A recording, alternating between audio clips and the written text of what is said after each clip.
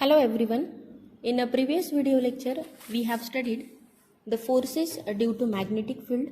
In that, we have seen the Lorentz force equation and solved some numericals based on it. So in today's video lecture, we will discuss about what is mean by dielectrics, and after that we will see boundary condition between conductors and free space. So let us start with the first point, dielectrics. As we know that there is one major difference between dielectric and conducting medium, that is the dielectric do not contain free charges, and in conductor there are free charges. Okay, so in this case the charges are tightly bounded together to form atoms and molecules. So whenever the electric field is applied to this dielectric medium, then the bound charges are separated from each other by the significant distance.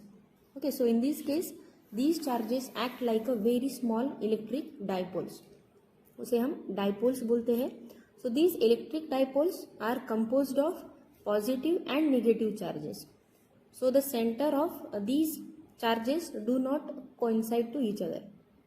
Now because of these electric dipoles, an induced field is produced, and this induced field tries to oppose the applied electric field, that is E bar. This is our applied electric field, and this induced field tries to oppose this applied electric field. So this phenomenon of separation of bound charges by the application of this electric field is called as polarization. Okay, and in this case the dielectric medium is said to be polarized while before the application of electric field, that is the dielectric medium is in unpolarized state. So see what is the polarization in dielectrics. So for that in an atom, here the nucleus is surrounded by the cloud of negative charges. So we can see here this is the effective center of load, and this nucleus is surrounded by the negative charges. So in an unpolarized condition, what happened? That means whenever the external electric field is not applied, then the simple structure of atom we can see in this figure. In this figure, this dot is nothing but this is the center of cloud, and this plus is the nucleus, that is positive, and the surrounding area is having the negative charges, this is minus and minus. Okay, so when an electric field is applied, then electron cloud is slightly displaced. Means what? At initial stage, here is the center of cloud, and after applying the electric field to that cloud, then what happened here? The electron cloud is slightly displaced like this. Here we can see after the application of electric field, this center of cloud is shift by some distance. So in this case there is a significant distance between the effective center of cloud and the nucleus. Okay, at starting end this nucleus is present at the center point, and due to the displacement and due to the application of external electric field, then this nucleus will shift to at some distance. That means in this case an electron cloud is said to be asymmetrical. Okay, so this stage is called as polarized stage, and this polarized atom we can see in this figure. So its equivalent dipole we can see in this figure. So here the polarization causes increase in the electric flux density. That means what here? So here this is the plus Q, and after the application of electric field, this will shift at a certain distance, that is minus of Q, and there is a L, that is the distance between plus Q and minus Q after the application of electric field. So this is the equivalent dipole. So in this case the flux density d bar, we know that the flux density is denoted by d bar, and it is related to polarization P bar, and electric field intensity as d bar is equal to epsilon 0 E bar plus P bar. We know this is the general relation between d bar and E bar. So in terms of polarization, we have to just add plus P bar. So actually the polarization causes increase in the electric flux density, and we know that the general relation between d bar and E bar is d bar is equal to epsilon 0 E bar. If you want to write this equation in terms of polarization, then we have to just add here plus P bar, that is polarization. Okay, so here if the material is isotropic and linear, then what happened? E and P bar are parallel at each point and they are related as P bar is equal to Xe into epsilon 0 E bar. So where Xe is nothing but electrical susceptibility. So we have to put this value of d bar. We know that this is d bar and this is the value of P bar. So we can write here d bar is equal to epsilon 0 E bar as it is, plus the value of P bar is Xe epsilon 0 E bar. Okay, so here we can take epsilon 0 as a common term. So that is d bar is equal to epsilon 0 in bracket 1 plus Xe into capital of E bar.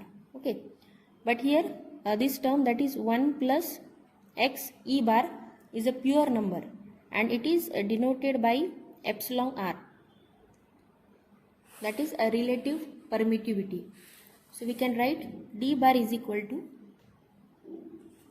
epsilon 0 into epsilon r into E bar.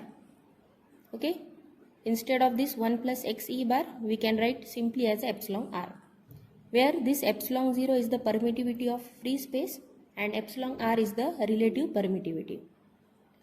Okay, so here collectively we can write epsilon is equal to epsilon 0 into epsilon r. So we can write here final equation d is equal to epsilon into E bar. Okay, then in next step we will talk about here the dielectric constant and strength. So if we compare the previous equation, that is epsilon r is equal to 1 plus X into E. This is epsilon 0 1 plus Xe,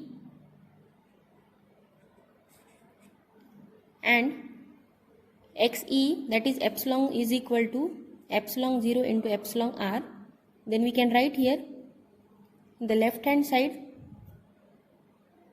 epsilon 0 is equal to epsilon 0 into epsilon r. This is as it is, and in the left hand side it will become epsilon r is equal to 1 plus X into E. Okay, and we know this, the value of this epsilon r is equal to epsilon 0 into epsilon r. Okay, so we can directly put here the value of this epsilon r using this equation.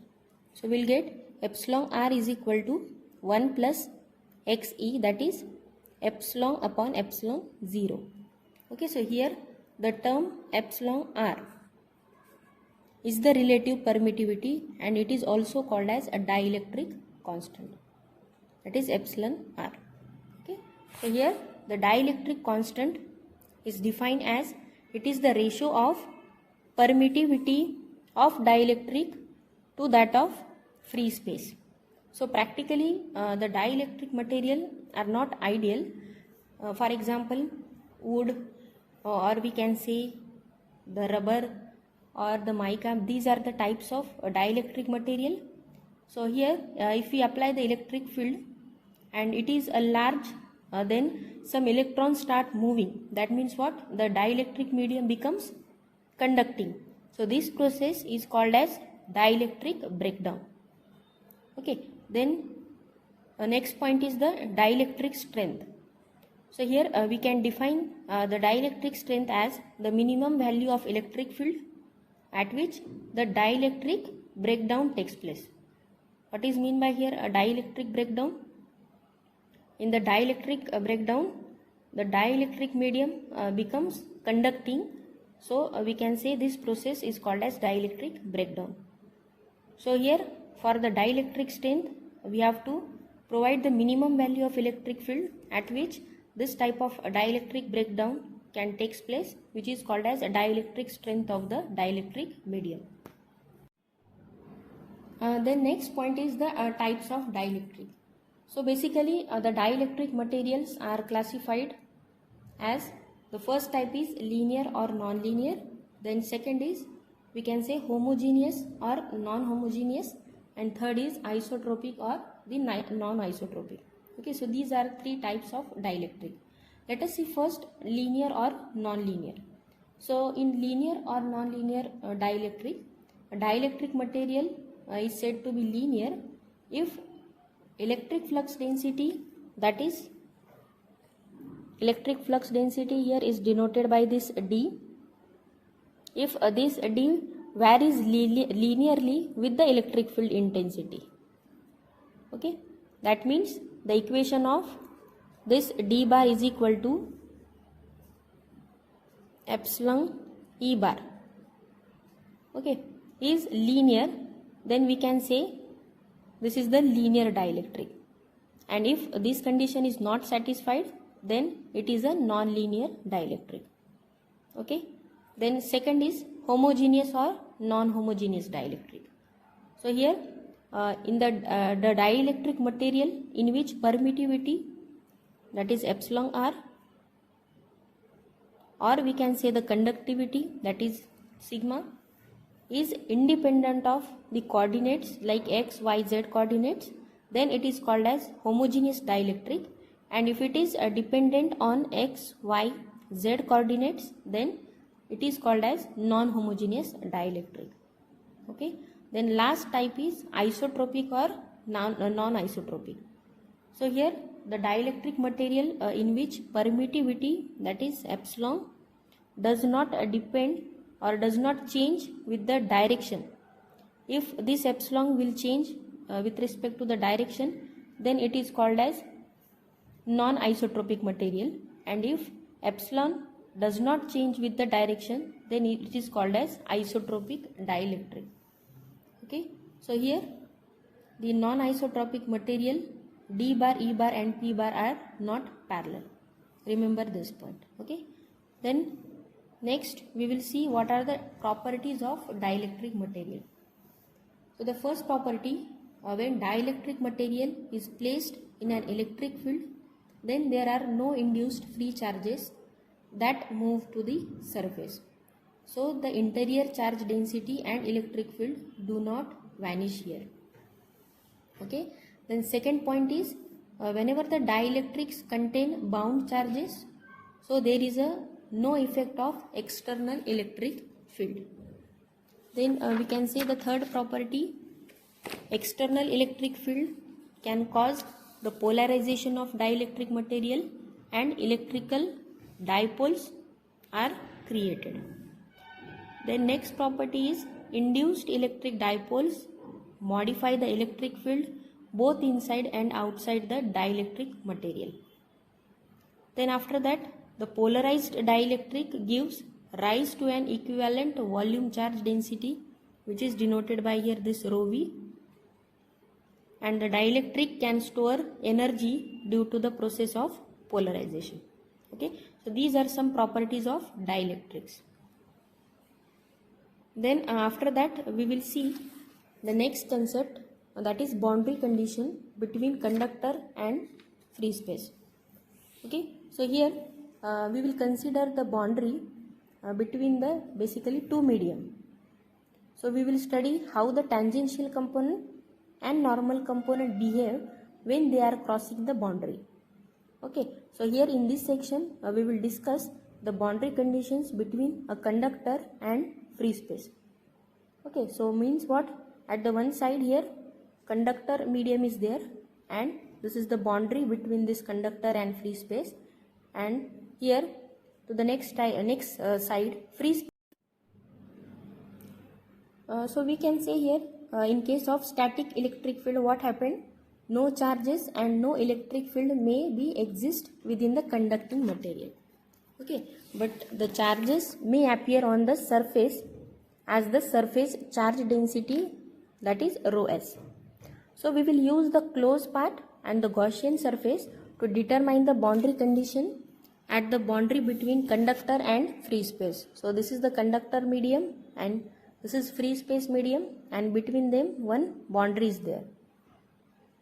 Okay, so here the tangential and normal components of electric field intensity and electric flux density are shown in this figure. We can see this is the d bar, that is the magnetic flux density, and this is En, magnetic field intensity.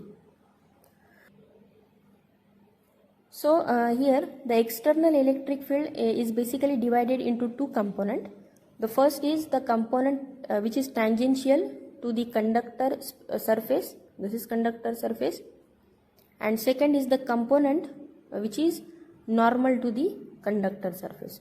Okay, so here to calculate the tangential component of electric field intensity and electric flux density, that is E bar and D bar, we have to consider the closed surface 1, 2, 3, 4, 1. This is 1, 2, 3, 4 and 1, and second is Gaussian surface. Okay, so here we have discussed that the work done to move the unit positive charge along any closed path is always 0. That means what here? EDL bar is always equal to 0. This is the concept of work done to move the positive unit charge along the closed path, having value always 0. Okay, so here we will consider first closed surface 1, 2, 3, 4, 1.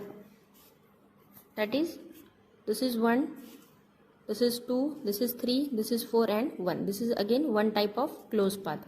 And we can see the direction 1 to 2, 2 to 3, 3 to 4 and 4 to 1. Okay, so here we can write first integration as 1 to 2 E bar plus DL bar plus again 2 to 3, this is integration 2 to 3 E bar into DL bar plus 3 to 4 and plus 4 to 1, like this. So, okay, and we know that this work done value is having 0 value. Okay, so here we can see the path 2 to 3. So here we can see in figure this 2 to 3 part, 2 to 3 is divided into two parts. The first is 2 to 3 dash and second part is 3 dash to 3. Okay, in similar way we can say the path from 4 to 1 is also divided into two parts. The first part is 4 to 4 dash and second is 4 dash to 1. Okay, so here we can say half portion is lies between in conductor and half portion is lies in free space, and between them there is a boundary. Okay, so we can write here again, rewriting the first equation, that is integration of 1 to 2, then this 2 to 3 is divided into two parts, that is from 2 to 3 dash and 3 dash to 3, then plus 3 to 4 E bar DL bar is as it is. Again this 4 to 1 is divided into two paths, that is 4 to 4 dash and 4 dash to 1. Okay, so here the final equation is in the form of E bar dot DL bar is equal to 0. Okay, so here then we can see in the figure the path this 3 dash to 3 and 3 to 4 and remaining 4 to 4 dash means this whole part which are within the conductor, and we know that the electric field intensity does not exist inside the conductor. It is always 0 inside the conductor. Okay, means what? We can directly write here the E bar value for this region as a directly 0. Okay, so we have to just here write 3 to 3 dash means this, plus 3 to 4 and 4 to 4 dash means the value of these 3 terms becomes 0. So here 1, 2 and 3 terms are remaining, that is 1 to 2, 2 to 3 dash and 4 dash to 1. Okay, so here the path 1 to 2, this is 1 to 2, and the component of electric field intensity is what? They are tangential to the boundary, that is they are parallel to this boundary. So it is denoted by this E of t. So here we can write here E of t, that is tangential component. And while along the path 2 to 3 dash, that is path from 2 to this 3 dash and 4 dash to 1, the component of electric field intensity here is normal to the boundary. They are like perpendicular to this boundary. So this is denoted by the normal component of E bar, that is En bar. Okay, this term is this 1 to 2 path is parallel to this boundary, so we can write here as E of t, that is tangential component, and then this 1 to 4 dash and 2 to 3, these are the parallel path to this boundary, so we can write here normal component of E bar, that is E of n. Okay, then as shown in this figure, we can say that the path 1 to 2 is del w, and while the path length this 2 to 3 and this 4 to 1 is total value is del of h, but it is divided into 2 parts. So here 2 to 3 dash becomes del h divided by 2 and 3 to 3 dash becomes del h divided by 2. Okay, so we can write here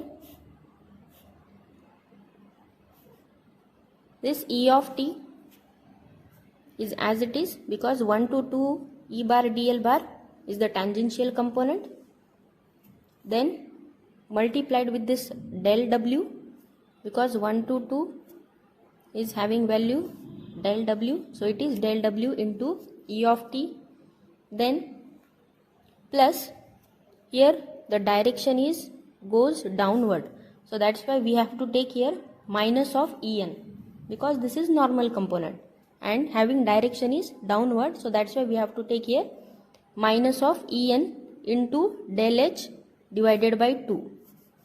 So we can write here minus of En into del h divided by 2, then plus we can see the third part,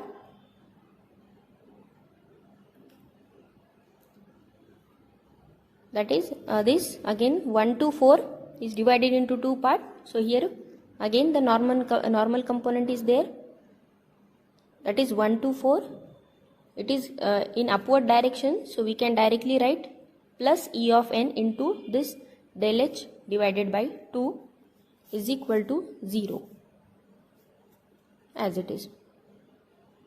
Okay, then in this equation we can say that this plus En del h divided by 2 and minus En del h divided by 2 get cancelled, so the remaining term is Et into del w is equal to 0. So we can directly write here E of t is equal to 0. That means the tangential component of electric field intensity is how much? It is 0. Okay, then after that we will calculate here the electric field intensity and electric flux density, that is they are given by d of t is equal to epsilon 0 into E of t, according to the general relation of d is equal to epsilon 0 into E. So here we have to just write in terms of tangential component, so it is d of t is equal to epsilon 0 into E of t. So here this epsilon 0 is the permittivity of free space and E of t is equal to 0 according to this equation, so hence the d of t terms becomes again 0. So we can say that the tangential component of electric flux density is also 0. E of t and d of t both are 0. Okay. Then now we have to calculate here the normal component of electric field intensity and electric flux density. So for that we will consider a cylindrical Gaussian surface. So here in figure we can see the Gaussian surface is as shown in this figure. So here the height of this surface is del h and the area of this top and bottom surface is del of s and this again del of s. So according to Gauss law, we have studied that the closed surface integration of electric flux density is equal to the charge enclosed by that surface, that is d bar ds bar is equal to q. This is the statement of Gauss law. So we have to consider here Gaussian surface, and according to that we have to apply here equation for this Gaussian cylindrical surface. Okay. So here again we have to write here the electric flux density for this top, bottom and side surface. So we can write here integration of first the top part d bar dot ds bar plus, then we know that the cylindrical is having again one bottom part, that is d bar dot ds bar, then plus the cylindrical is having again the side surfaces. So we can write here side surface in conductor, which is given by d bar dot ds bar, and plus integration side surface in free space, that is d bar dot ds bar is equal to q. Means what here? If we see this cylindrical Gaussian surface, then we have to here calculate this electric flux density of this Gaussian surface. Then this is top part, this is bottom part, then this is the side part of the free space, and this is side part of the conductor space. Okay. Then after that we can write here the area of side surface is very small, as we can see in this figure. This is the side area and this side area is very small, so we can take here directly as a 0, and inside the conductor the charge is also 0. Means what here? The bottom and side surface in conductor are also 0. Okay. So here only top portion will remains. So here we can see here this side surface area and bottom surface area is very small. So we have to neglect all these areas and only the top surface is present. So we can directly write here